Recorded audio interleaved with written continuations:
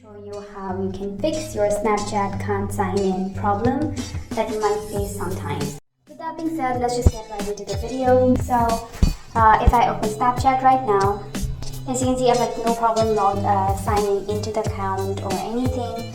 But sometimes while using Snapchat, what might occur is you will not be able to log in. So when that happens, the first thing that you'd like to do is check your internet connection. So you would like to check, go to your settings, go to your Wi-Fi and see if you're connected to a good Wi-Fi account or Wi-Fi or not, if your connection is stable.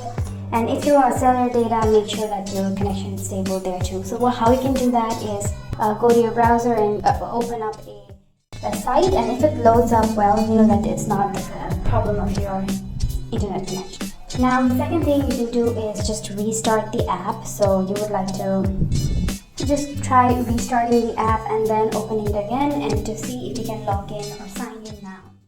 And if this also does not work out for you, what you can do is go to Play Store or your App Store, and here you'll search for the Snapchat app.